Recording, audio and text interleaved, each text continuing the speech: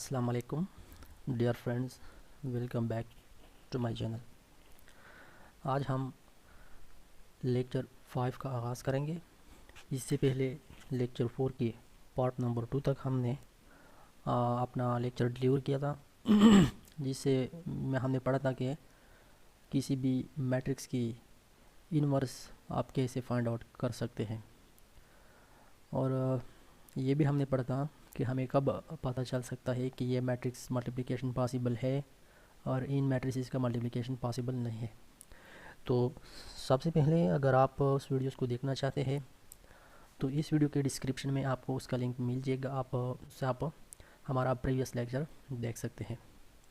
आज का हमारा लेक्चर है 5 और ये लेक्चर 5 का पार्ट 1 है, जिसमें हम एक्सरसाइज 1.5 क्लास 9 मैथमेटिक्स का शुरू करेंगे। और इसमें मुख्तलिफ़ किस्म के सवालात हम हल करेंगे, जिसमें हम डिटर्मिनेंट्स भी फाइंड आउट करेंगे, इन्वर्स के ऊपर भी प्रैक्टिस करेंगे और इस मल्टीप्लिकेशन और डिटर्मिनेंट से मुतालिक जो लॉज है, जो रूल्स है, जो रिज़ल्ट्स है, उसको भी हम प्रूव करेंगे वन बाय वन। तो इस वीडियो को आखिर तक देखते रहिए, इंशाल्लाह आपको बहुत कुछ सीखने को इसमें मिलेगा। क्वेश्चन नंबर 1 में क्या है? सवाल नंबर 1 में एक स्टेटमेंट हमें दिया गया है जिसमें हमसे डिमांड किया गया है कि find the determinant of the following matrices and evaluate them. Means ये मुख्तलिफ़ टाइप के मैट्रिसेस हमारे पास गिवन है, जिसमें हमारे पास 2x2 के मैट्रिसेस भी हैं और 3x3 ऑर्डर के मैट्रिसेस भी हैं। तो इनके हम डिटर्मिनेंट मालूम करें, ये सवाल है। तो मैं इसमें 2 पार्ट्स आपके लिए करूँगा। सबसे पहले मैं आपके लिए मतलब ये है कि हल करूँगा एक ऐसा पार्ट जिसमें हमारे पास 2x2 का एक डिटर्मिनेंट एग्जिस्ट करता है, एक मैट्रिक्स हो, और हम उसका डिटर्मिनेंट फाइंड आउट करेंगे। सो फर्स्ट करें, let we have part number 1। Okay, part number 1 में हमारे पास एक मैट्रिक्स है ए, जो कि कुछ इस तरह दिया गया है 5 6 -4 1 5 6 -4 एंड 1। ओके, और इस मैट्रिक्स ए का हमसे क्या रिक्वायर्ड है? डिटर्मिनेंट। सो हम ऑलरेडी पहले लेक्चर्स में पढ़ चुके हैं कि डिटर्मिनेंट ऑफ 2x2 मैट्रिसेस कैसे फाइंड आउट किया जा सकता है। सो इसका डिटर्मिनेंट मालूम करने के लिए आपका पहला स्टेप ये होगा कि जो भी मैट्रिक्स है उस पर आप डिटर्मिनेंट का ऑपरेशन इस्तेमाल करें, यानी उस पर अप्लाई करें। इस तरह आप लिखें 5 6 -4 एंड 1 और इसके ऊपर आप डिटर्मिनेंट की साइन अप्लाई करें। फर्स्ट स्टेप आपका ये होना चाहिए, ठीक है। अब नेक्स्ट स्टेप में आपने क्या करना है? उसी डिटर्मिनेंट को जैसे मैंने आपको बताया था कि फर्स्ट और लास्ट टर्म का प्रोडक्ट लें। जैसे कि यहाँ पर है फर्स्ट 5 और लास्ट 1 है, सो 5 मल्टीप्लाइड बाई 1 इज़ 5। ओके, और उससे आप सेपरेट करें सेकेंड और थर्ड एलिमेंट का प्रोडक्ट। सेकेंड और थर्ड एलिमेंट 6 और -4 है, सो इसका जो प्रोडक्ट बनता है वो है -24, यानी ये इस तरह आप लिखेंगे। क्लियर? नेक्स्ट स्टेप में आप इसको मज़ीद सिंप्लीफाई करेंगे तो आपके पास एक ही डिटर्मिनेंट माइनस इंटू माइनस ये प्लस हो जाएंगे। सो 5 + 24 ये बराबर होता है 29 का। मतलब ये है कि हमारे पास एक ही डिटर्मिनेंट जो है वो बराबर है 29। ओके, ये हो गया आपका आंसर। अब इसी एक्सरसाइज में कुछ ऐसे मैट्रिसेस भी हैं जिसका ऑर्डर इससे मुख्तलिफ है, यानी वो 3x3 के मैट्रिसेस हैं। सो 3x3 के जो मैट्रिसेस होते हैं उसका आप डिटर्मिनेंट कैसे फाइंड आउट कर सकेंगे, इसके लिए तरीक़ाकार कुछ मुख्तलिफ है। फॉर एग्ज़ाम्पल हमारे पास है पार्ट नंबर 7, जिसमें हमारे पास एक मैट्रिक्स गिवन है, जी मैट्रिक्स है, और ये कुछ इस तरह है जिसके एलिमेंट्स हमारे पास है 1 2 2 1 2 2। क्लियर? इसके बाद है 3 2 एंड 3 3 2 एंड 3, और नेक्स्ट है -2 -3 एंड 4। सो अब इसका मैट्रिक्स आप एलिमेंट्री रो ऑपरेशंस के ज़रिए फाइंड आउट करेंगे। एलिमेंट्री रो ऑपरेशंस का मतलब ये है कि आप इस मैट्रिक्स को एक्सपेंड करेंगे बाई रो या बाई कॉलम, आपकी मर्ज़ी। लेकिन इसके लिए आपको जो चीज़ याद होना चाहिए वो ये है कि ये स्ट्रक्चर आपको याद होना चाहिए, plus minus plus, minus plus minus and plus minus plus. आप जिस साइड इस रो से आप ऐसे जाएंगे, ए से जाएंगे, ए से जाएंगे, या आप कलम वाइज जाएंगे, ये साइंस आपने याद रखने हैं। और इसका क्या मतलब है? इसका मतलब ये है कि आप बेसिकली जो डिटर्मिनेंट आप फाइंड आउट करेंगे, जैसे मैं यहाँ पर जी की डिटर्मिनेंट फाइंड आउट करूँगा, तो इसको आप ऐसे फाइंड आउट कर सकते हैं कि अगर आप इस मैट्रिक्स को एक्सपेंड करें by any one of the row और कलम, और एक्सपेंड करने का तरीका कैसे होता है मैं आपको बताऊंगा आगे। लेकिन ये साइंस आपको याद होने चाहिए। अगर आप फर्स्ट रो से इसको एक्सपेंड करते हैं तो फर्स्ट को फैक्टर का साइन प्लस होना चाहिए, सेकंड को फैक्टर का साइन माइनस में होना चाहिए, थर्ड को फैक्टर का प्लस होना चाहिए। ठीक है, चलो शुरू करते हैं कि आप इसको कैसे अंजाम तक पहुंचा सकते हैं। सो जी डिटर्मिनेंट हमारे पास सबसे पहले, जैसे मैंने आपको बताया कि आप डिटर्मिनेंट का साइन अप्लाई करें, 1 2 2 3 2 3 एंड देन -2 -3 एंड -4, ये हमारा गिवन मैट्रिक्स है और इस पर हमने डिटर्मिनेंट अप्लाई किया। ओके, अब मैं चाहता हूँ कि इसका डिटर्मिनेंट मैं फाइंड आउट करूँ बाय एक्सपेंडिंग विद R1, यानी फॉर रो नंबर 1। आप रो नंबर 2 से भी कर सकते हैं। मैं यहाँ पर लिखूँगा एक्सपेंडिंग बाय R1, यानी फर्स्ट रो से मैं इसको एक्सपेंड करूँगा। अब एक्सपेंशन कैसे होता है आप यहाँ पर आप और से देख लीजिए। R1 में जो फर्स्ट एलिमेंट है ये, आप सबसे पहले इसको लिखें। जैसे यहाँ पर 1 है तो मैं 1 लिखता हूँ। अब इस फर्स्ट एलिमेंट का साइन अगर आप यहाँ पर देख लें ये प्लस है, तो इसलिए मैंने इसके साथ कोई माइनस वगैरह नहीं लगाया। ठीक, अब इसके साथ आप मल्टीप्लाई करेंगे वो तमाम एलिमेंट्स जो, मतलब ये है आप जो आपने 1 लिख लिया, तो इसका मतलब ये है कि अब आपने ये 1 की जिस रो और जिस कलम में है वो आपने एक्सक्लूड करने हैं इस मैट्रिक्स से। यानी ये फर्स्ट रो में है तो फर्स्ट रो अगर हम निकाल लें, और ये फर्स्ट कलम में भी है और वो भी अगर हम निकालें, तो बचेगा 2 3 -3 एंड 4। तो आप ये यहाँ पर लगाएंगे 2 3 -3 एंड 4। क्लियर? अब चूँकि मैं R1 के ऊपर जा रहा हूँ, यानी रो नंबर 1 से इसको एक्सपेंड कर रहा हूँ, तो इसमें 1 के बाद हमारे पास है नेक्स्ट एलिमेंट 2, और 2 की जो पोजीशन है उसका साइन हमारे पास होना चाहिए, आप यहाँ पर देख सकते हैं नेगेटिव। ठीक है, सो मैं -2 यहाँ पर पुट करूँगा इस तरह। क्लियर?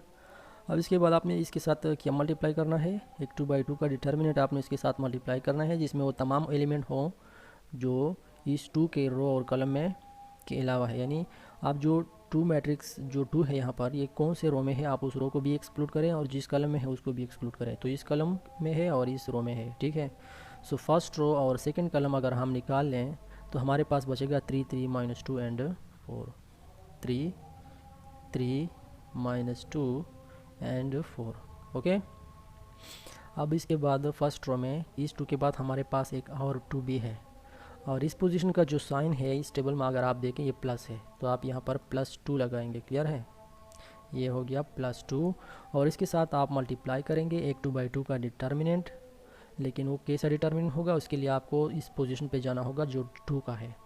अब ये 2 किस पोजीशन में है, ये फर्स्ट रो और थर्ड कलम में है। सो आप इसको एक्सक्लूड करेंगे इस तरह। ये फर्स्ट रो के भी एलिमेंट आप निकालेंगे, और ये थर्ड कलम में है ये एलिमेंट भी आप निकालेंगे, तो आपके पास बचेगा 3 2 -2 एंड -3। ओके, अब आप यहाँ पर देख सकते हैं ये भी एक 2/2 का डिटर्मिनेंट है इस तरह, बिल्कुल ये भी इस किस्म का डिटर्मिनेंट है, और ये भी, और ये हमें अच्छी तरह पता है कि कैसे फाइंड आउट किए जाते हैं। ठीक है, सो इसलिए आप यहाँ पर सबसे पहले इसी डिटर्मिनेंट को सिंप्लीफाई करें। ये 1 अपनी जगह होगा, और इसके साथ फर्स्ट एंड लास्ट का प्रोडक्ट 2 × 4 इज़ 8। आप इसे माइनस करेंगे सेकेंड और थर्ड का प्रोडक्ट, जो कि हमारे पास +3 × -3, जिससे आता है -9। ओके, अगेन -2 इंटू, अब 3 4 12, इसे आप सब्ट्रैक्ट करेंगे सेकेंड एंड थर्ड का प्रोडक्ट, जो कि बनता है -2 × 3 is -6, and then at the last आपके पास यहाँ पर +2 है। इसके साथ आप इस डिटर्मिनेंट की वैल्यू मल्टीप्लाई करेंगे, और वो हमारे पास है 3 × -3 से आएगा -9, और इससे आप सब्ट्रैक्ट करेंगे सेकेंड एंड थर्ड का प्रोडक्ट, यानी कि 2 × -2 से आएगा -4।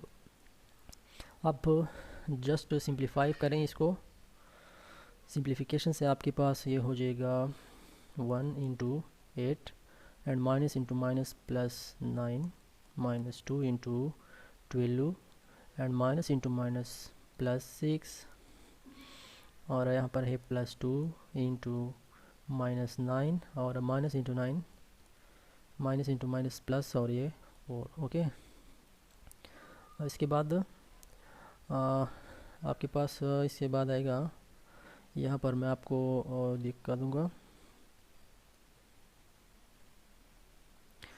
अब आप इसमें सिंप्लीफिकेशन करेंगे तो 1 इंटू 8 + 9 से आएगा 17, ठीक है, इससे।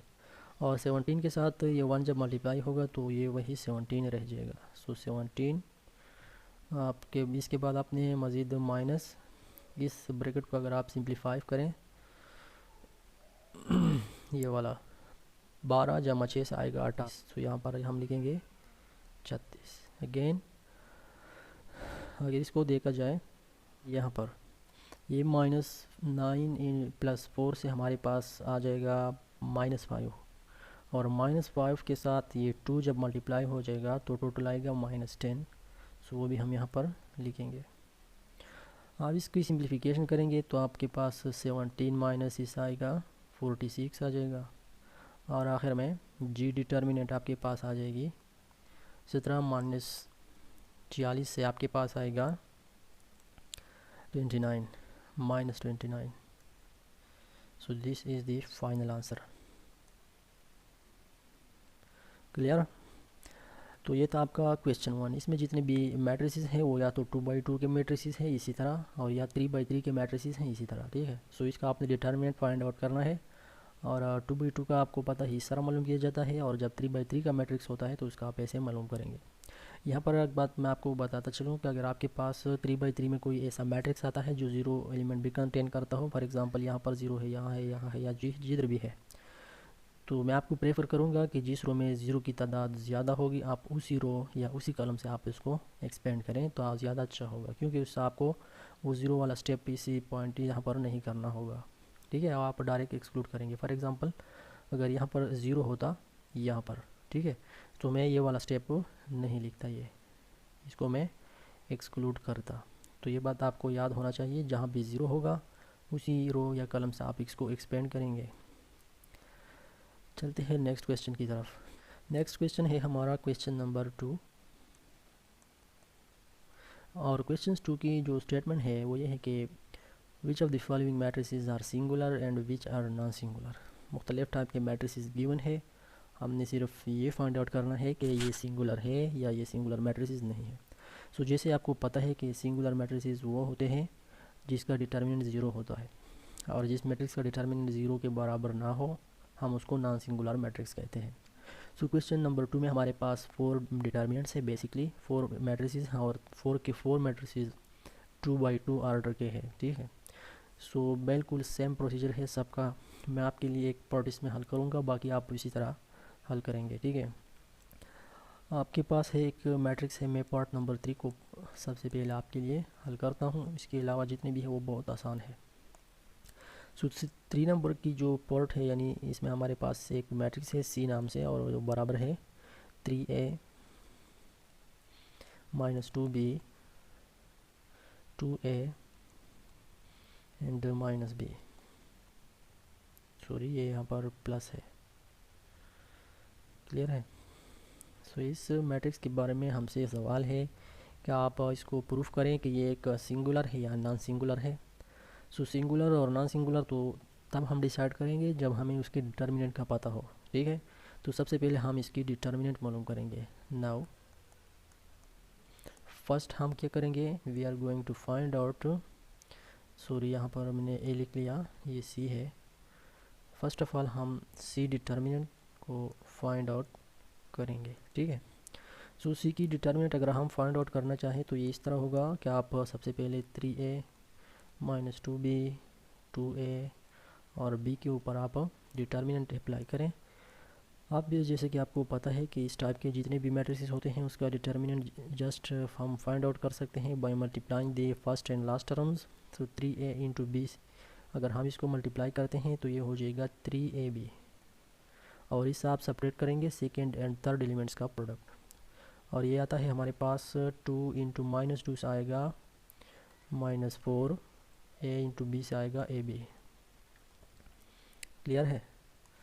अब इसको सिंप्लीफाई करेंगे तो c की जो डिटर्मिनेंट है वो आपके पास हो जाएगा 3ab, माइनस इंटू माइनस से हो जाएगा प्लस 4ab। अब 3ab और 4ab यहाँ पर आप देख सकते हैं कि c का determinant finally 3ab into 4ab हमारे पास टोटल हो जाएंगे 7ab, जो कि 0 के बराबर नहीं है। सो इसका मतलब ये है, it means that c is non singular matrix. Okay, अगर आपके पास यहाँ पर किसी दूसरे मैट्रिक्स की डिटर्मिनेंट में यहाँ पर आपके पास 0 आता है, ठीक है, तो आप यहाँ पर लिखेंगे कि c इज़ सिंगुलर। अब चूँकि यहाँ 0 के बराबर नहीं है तो c इज़ नॉन सिंगुलर, क्योंकि सिंगुलर वो होता है जिसका डिटर्मिनेंट 0 हो। सो उम्मीद करता हूँ कि ये सवाल भी आपने अच्छी तरह से समझा होगा। ओके, सो आइए चलते हैं नेक्स्ट क्वेश्चन की तरफ, और इसमें देखते हैं कि इसमें क्या है। सो क्वेश्चन नंबर 3 की तरफ जाने से पहले इसको मैं आपको जी, तो नेक्स्ट क्वेश्चन है हमारा क्वेश्चन 3।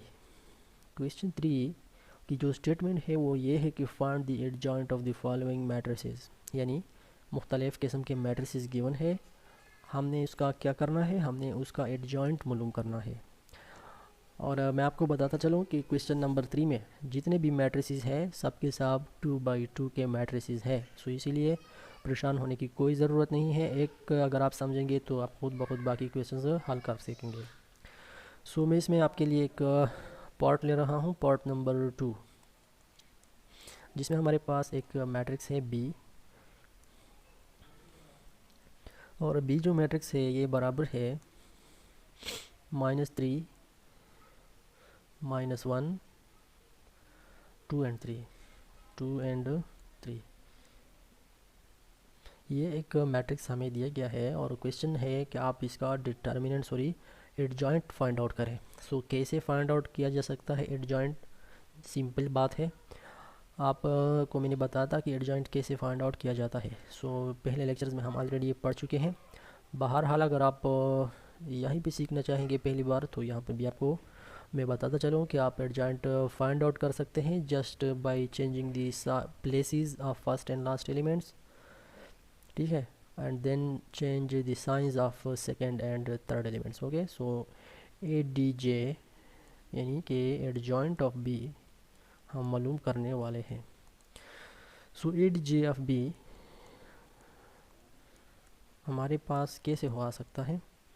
एडजॉइंट ऑफ B मैंने आपको बताया था कि जो गिवन मैट्रिक्स होता है उसमें फर्स्ट और लास्ट के जो एलिमेंट होते हैं उसका आप प्लेस चेंज करें, ये इधर आ जाए और ये उधर चला जाए, ठीक है।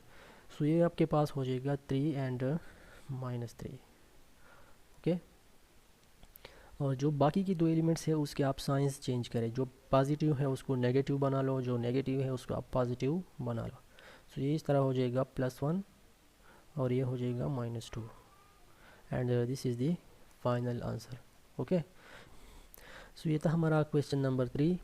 इसके बाद जो हमारे पास बकाया के क्वेश्चंस है, क्वेश्चन नंबर 4, 5 एंड 6, इसको हम इंशाल्लाह नेक्स्ट लेक्चर में आपके सामने हल करेंगे, क्योंकि अभी लेक्चर थोड़ा लेंथी हो जाएगा अगर हम इसको भी हल करें।